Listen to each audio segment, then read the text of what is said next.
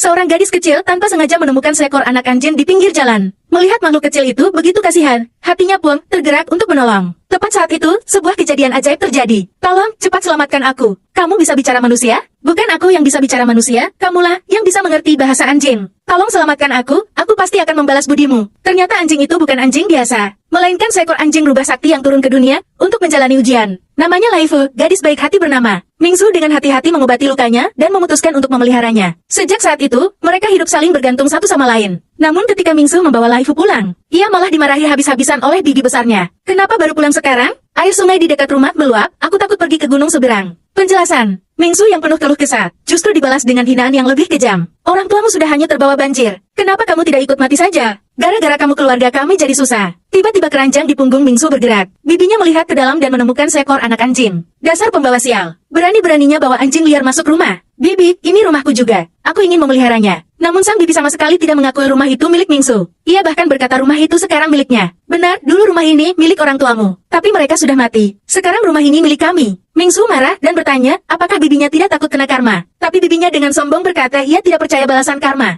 Orang tuamu bukannya orang baik, pergi bantu korban bencana, ujung-ujungnya tetap hanyut juga. Aku tidak percaya ada karma di dunia ini. Cepat buang anjing Bo itu keluar. Kalau tidak kalian berdua akan kusir. Aku anjing Bo, kaulah manusia busuk. Begitu kata-kata itu selesai, Laifu yang sudah tidak tahan akhirnya bergerak. Tubuhnya memancarkan cahaya keemasan. Seketika bibi besar merasa seluruh tubuhnya gatal luar biasa. Tak lama kemudian tubuhnya dipenuhi ruam merah dan mengeluarkan bau busuk. Pada saat itu suami dan anaknya pulang. Bu, apa ada septic tank meledak? Bau banget. Melihat kondisi istrinya, sang paman bukan merasa khawatir. Malah curiga istrinya melakukan sesuatu yang memalukan. Anak mereka juga takut tertular dan menjauh sejauh mungkin. Pada akhirnya, ayah dan anak yang egois itu malah memaksa Mingsu yang masih kecil untuk mengantar bibinya ke rumah sakit. Mingsu hanya membalas. Ini namanya balasan atas perbuatan jahat. Lalu ia memeluk Laifu dan meninggalkan rumah itu. Tanpa rumah, Mingsu kelelahan dan kelaparan. Ia sangat berharap paman ketiga dan bibinya yang keempat yang selalu menyayanginya ada di sisinya. Mendengar itu, tubuh Laifu kembali memancarkan cahaya emas. Tak lama kemudian, paman ketiga dan bibi keempat benar-benar muncul dari ujung jalan.